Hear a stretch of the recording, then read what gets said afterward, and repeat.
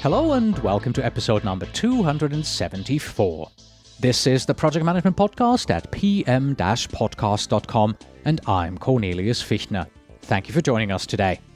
We are once again on a call with Dr. David Hilson to discuss project risk management. David is a well-known international leading thinker and expert practitioner in risk management, and he consults, writes, and speaks widely on the topic. He specializes in both strategic and tactical risk, with a particular interest in opportunities and risk psychology.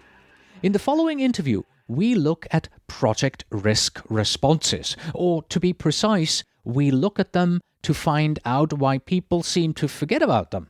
The issue at hand is the fact that the typical project risk management process doesn't include a step to implement risk responses. So it is common for people to identify and assess their risks, develop responses, record these responses in the risk register, and then do nothing. We forget. We simply forget. To help us get around this, David is campaigning for not just one, but two additional steps to be included into the project risk management processes so that we don't forget. And now, just enjoy the interview. The Project Management Podcasts feature interview. Today with Dr. David Hilson, the Risk Doctor.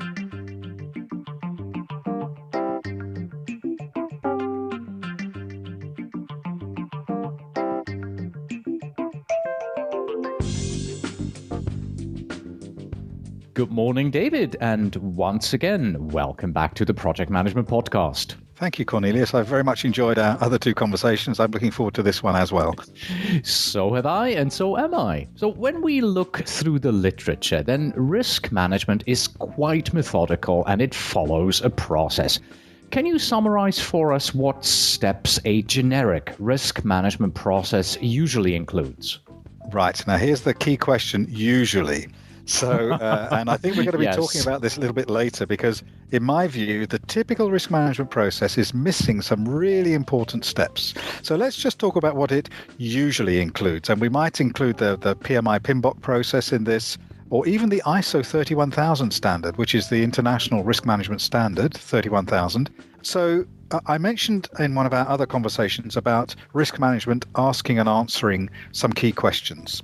And these are the key questions that a generic risk process usually covers. First of all, what are we trying to do? Secondly, what might affect us? Thirdly, what are the big ones? And fourthly, what could we do about it? And last, what's changed?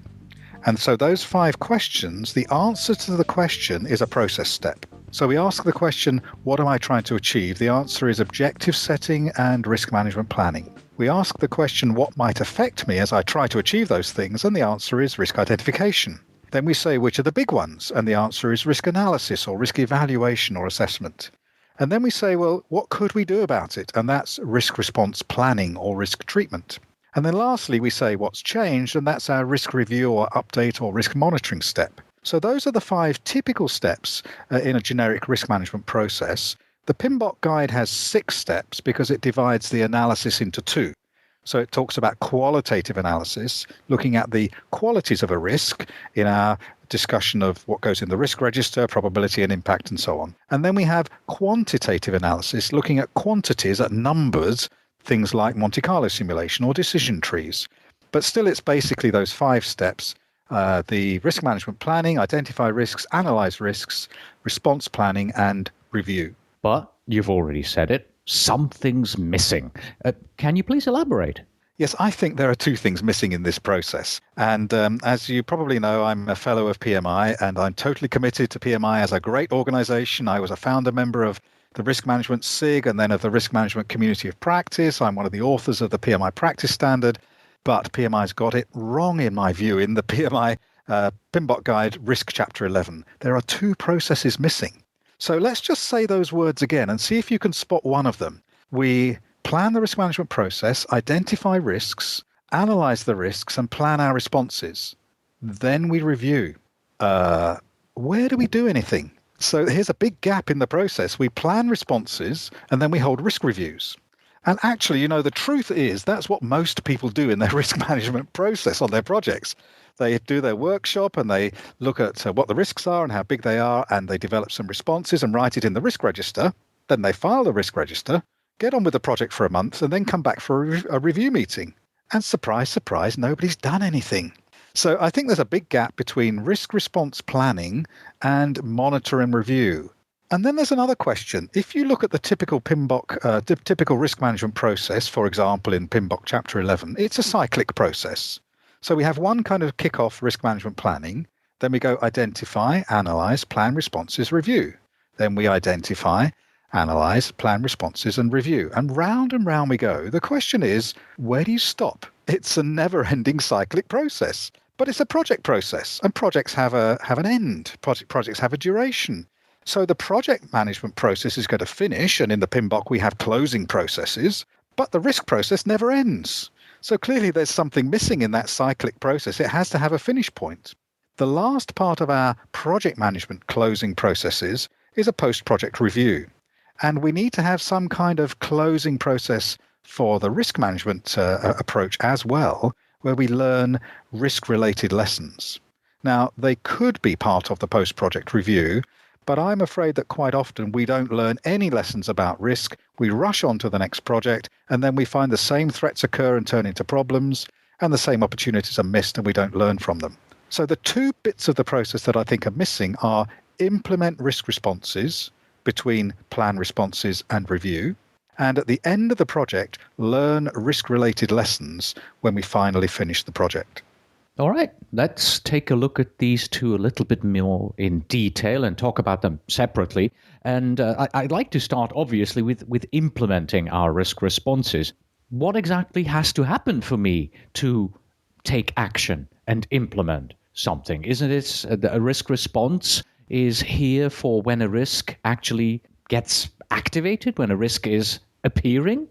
Well, no, of course, a lot of the risk responses that we plan are proactive, so we do them before the risk happens. They're preventative, so they're preparing for the risk. They're reducing the probability of a threat or enhancing the probability of an opportunity before it happens, or protecting ourselves from the impact of a threat, or making ourselves more likely to benefit from the effect of an opportunity in advance.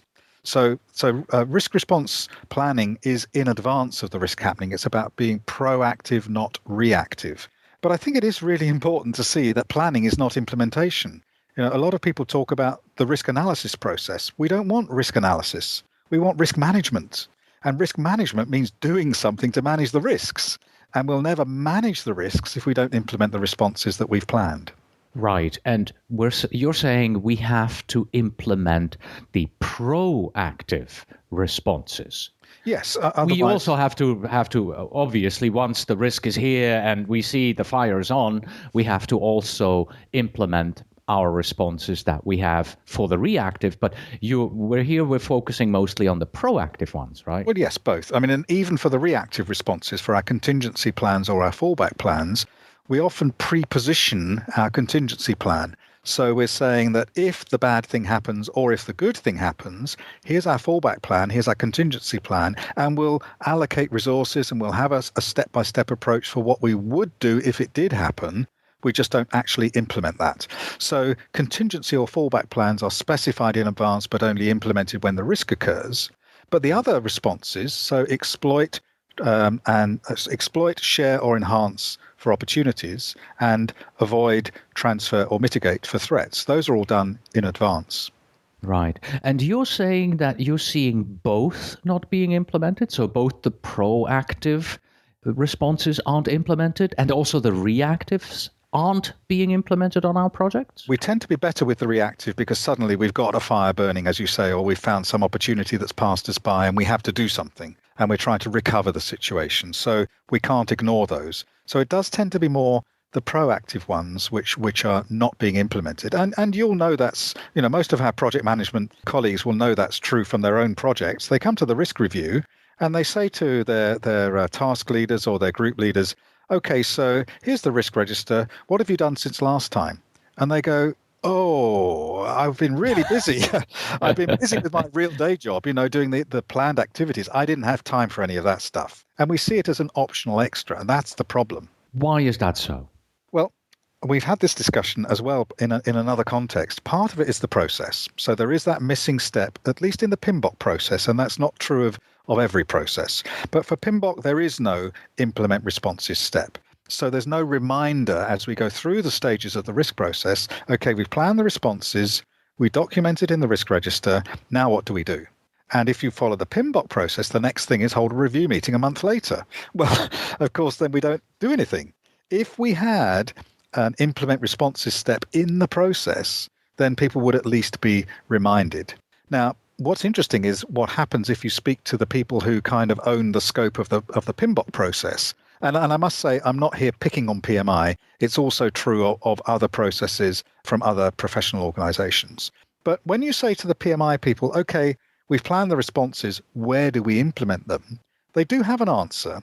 The answer is that planned responses become part of the normal project plan, and then they go into normal project management where we implement all our activities, including risk responses. So we exit the risk process into normal project management to implement responses. Then we come back into the risk process for a review. I just don't believe that ever happens. So we plan I agree with you because, like you said, the next time we have a review meeting, everybody goes, oh my God, I forgot. Yes, that's true. They do say that, don't they? And then also one of the key indicators is that you look at the risk register, and in the column or the field which says progress on actions, the last date is months ago because nobody's ever done what they said they would do. And that's a key indicator that implementation isn't happening. Exactly. All right. I can see how this works. I can see that we do need this step indeed, because it's from a gut perspective, this has been one of the things that I've also wondered, but I could never really put a finger on it. What was kind of missing there? Let us move forward and let's go to the end of the process. So you say there is also a step at the end that is missing. Yes, and the answer is similar to what we've just said about the implementation of risk responses, that the PMBOK hopes that when we have our post-project review for the whole project, we'll include looking at risks as part of that. And as you and I know all too well, the weakest part of the whole project management process is the post-project review. We just don't do it for some reason. And we're rushing on to the next project, and we're disbanding the team and all getting excited about the next one.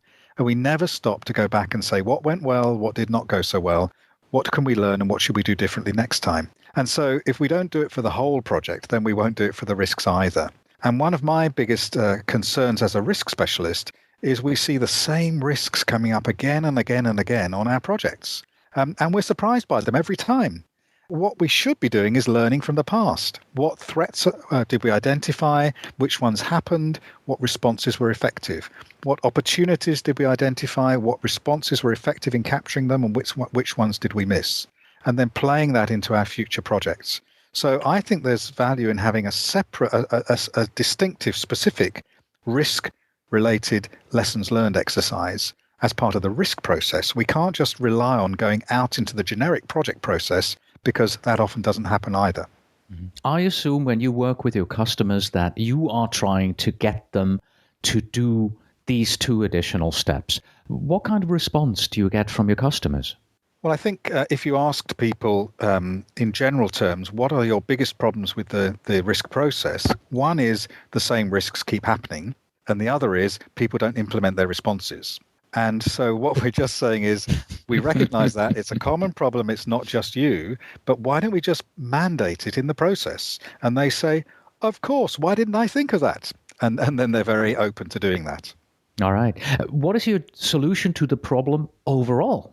Well, I think we have a number of solutions. And as always, there's theory and practice. So in terms of the theory, I really do think PMI should consider at the next update of the PMBOK guide putting in those two steps into Chapter 11, into the risk management chapter. Other professional organizations have actually done that. And I think PMI is just a few steps behind the pace in terms of making sure that it supports proper behavior through the process. But I think the other side is the practice side. So those of us who are project management professionals who regard ourselves as skilled practitioners, we should be modifying our own risk processes in our own organizations and saying, we know this needs to be done, we're going to do it anyway. It might make us non-compliant with the PMBOK or adding to the PMBOK, but at least we're going to be doing it properly for ourselves. And I think if we go from both the professional association side and the practice side, then between us we'll get it right. Is this also a question of mindset of the project management community at large? I think it is. And isn't that a common theme in all of our conversations about risk, Cornelius, that it's not all about just following processes? When we're thinking about upside risk and opportunities, when we're thinking about answering the question, how risky is my overall project? And now when we're thinking about how do I encourage people to implement responses and learn lessons, it's all about the way we think. And the process is just a supporting infrastructure, a kind of scaffold that helps us to do the things that we want to do in a structured and repeatable way. So I think you're right. If people understand that we don't have to be subject to the same risks over and over again, we can learn from the past. We must learn from the past. And if people understand that defining responses and recording them doesn't change anything, we have actually got to act on them, then I think we'll have the movement that we need. There's a lovely little riddle. You might have heard this, which I think illustrates the position of the implementation of responses quite nicely. The riddle goes like this. There are 5 frogs sitting on a log, and 4 decide to jump off. So how many frogs are on the log? Would you have an answer, Cornelius? There are 5 frogs on a log. 4 decide to jump off. How many frogs are on the log? Well, knowing what frogs do, I'd say the 5th frog will follow and jump off as well, because he thinks, where's the bird? I need to leave as well. Well, that's a very creative answer, and perhaps I was being unfair to you. The right answer is there are 5 frogs sitting on a log and 4 decide to jump off. There are still 5 frogs on the log because they just decided, and deciding isn't doing. And that's the problem with this part of the risk process. We decide how to respond to risks. We say, this log is a bit shaky. There's a waterfall down the way. There are birds overhead. I need to jump. And then we sit there. And we wait for the next risk review meeting a month later, and we're still sat on the log, and we're floating ever closer to the waterfall's edge, and the birds are circling overhead. We need to jump. We need to get the frogs off the log. And if we don't do that, nothing changes. No risks are managed. And in fact, things will get worse. Adding these 2 processes to the risk framework doesn't seem like such a big thing. It's not a paradigm shift where we move into a completely different direction. It's more an incremental improvement. What kind of response do you get from your colleagues in the risk management vertical when you suggest to them adding these new steps? Yes, I think everybody's persuaded that it's an obvious thing to do. And if you've ever done any process design, you'll know that the point of a process is not to force you to do new things. The point of a process is to capture what the best people are doing anyway. And so we're saying this is the natural, intuitive, logical, practical way to manage risk. You identify them, analyze them, plan responses, and implement them, and then review them to see what's changed. And the process should just put a structure or a framework around each of those steps that we want to do anyway. And then the process makes it easy for us to do good practice, best practice every time. So the risk specialists are all saying, yeah, of course, this is obvious. And if we look at some of the other risk frameworks, of course, they have a separate step for implementing. In the UK, which is where I live, the Association for Project Management has its own risk process. And surprise, surprise, these are the steps. Initiate the process, identify the risks, assess the risks, plan the responses, implement the responses, and communicate the results. The ISO 31000, the international standard, establish the context for the analysis, identify risks, analyze and evaluate, treat the risks, actually treat them, and then communicate and monitor. The UK government approach is called MOR, Management of Risk. Identify the context, identify the risks, assess the risks, plan responses, implement the responses, embed and review. This is not difficult. Lots of other frameworks already do it. As I said earlier, I think my beloved PMI is just a couple of steps behind the curve here. But none of these that you have just mentioned had the post-project review, or did you just not mention it? Well, I was talking about the frogs on the log and just focusing on that step. You are right. There's only one which includes learning lessons from the past, and that is the ISO 31000 International Standard for Risk Management. and that does have a separate closing step at the end. I'm afraid all of the others have missed it, and I think they're, just as I said earlier, relying on there being a post-project review that will include risk elements. I'm slightly concerned that they don't. I could say, if I was plugging some of my own work, that I developed a risk management methodology with a colleague with a book that won the PMI David Cleland Literature Award last year, 2013. And it's a methodology that we call ATOM, Active Threat and Opportunity Management. And that does implement all of these steps that we're talking about here, including an implementation of responses step and a final risk-related lessons learned step. So in practice, some of the consultants and some of the practitioners are doing this anyway. But if we turn to the formal standards frameworks, then none of those actually have that capturing lessons at the end, which I think is a shame. And this is, of course, the moment when I want to take our listeners outside of the Project Management Podcast and mention that David has written 9 books, and not just the one for which he got the PMI prize. And you can find those if you go to the Risk Doctor website. That's risk-doctor.com. There you will click on publications, Risk Doctor books, and then in the first paragraph, you will see a link that says David Hilson's author page at Amazon. And that takes you over to Amazon, where you can see all the books that he has written. And we will also put a link to his author page on Amazon onto our website so that it's easier for everybody to find it. So, David, do you have an example for us, maybe from one of your clients, where they have gone ahead and they have implemented these 2 steps and what it did for them? Yes, I'd like to mention a client we've worked with for, I guess, about 6 or 7 years, and that's a company, Rio Tinto, which I think is the second largest mining company in the world, with head offices in both London and also in Australia. I helped them to develop their overall risk policy for the organization, not just for projects, and then within that a framework and a process. And then we trained, I think, 400 people across the whole global business in an approach. And so with that approach, we were very clear to say this is not risk analysis, this is risk analysis and risk management. And so risk analysis is identifying objectives, then the risks, and then analyzing how big they are and planning responses.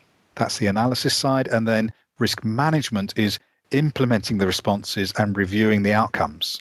And then we go back to the top and do it again. And so that actually changed the whole way that this particular mining company responded to risk, both at the project level, but also at the functional departmental level, at the board level and the strategic level in terms of their decision making, recognizing that risk can be managed.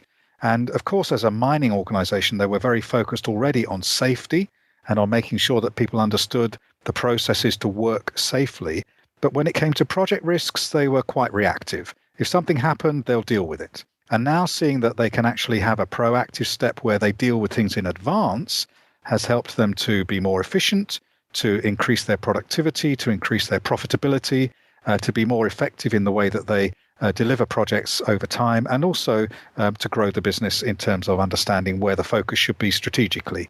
So I think Rio Tinto over the last 6 or 7 years has turned its risk culture around to be much more proactive, and it's certainly helped the business in terms of its delivery and performance.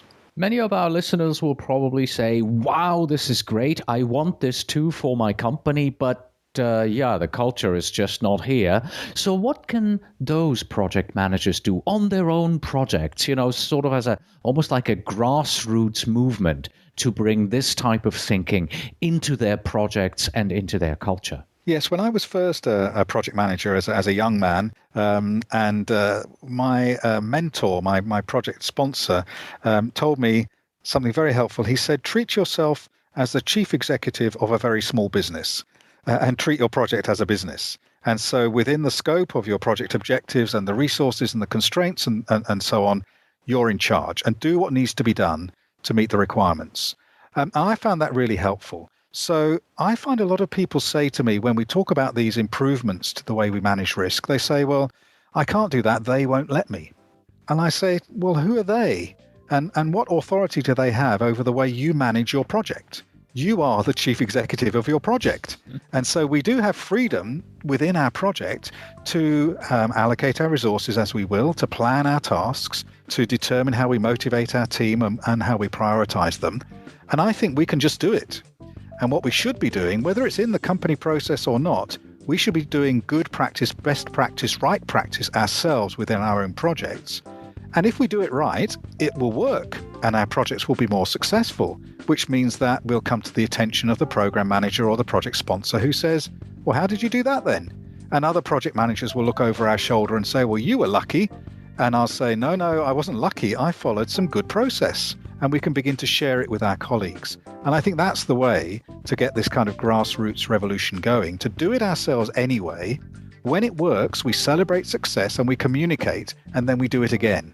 And that will encourage other people to join our revolution and to make it work for them. So we need to do it for ourselves, and we need to help others to do it for themselves as well, and then communicate upwards and say, hey, you might not have recognized, but we've been doing this down here and it's really working. We just thought you'd like to know. Excellent. Thank you very much for your time today, David. Well, I very much enjoyed it, Cornelius, and thank you for having me on PM Podcasts, and I look forward to hearing the results and listening to some of the other podcasts too. And that was Dr. David Hilson and his proposal to include 2 additional steps into project risk management approaches. That's it for today. Thank you very much for listening. As always, you can find us on the web at pm-podcast.com. Please send your emails to info@pm-podcast.com, and when you write, please tell me where in the world you are writing from. And finally, we have this. A little risk management saves a lot of fan cleaning. Until next time.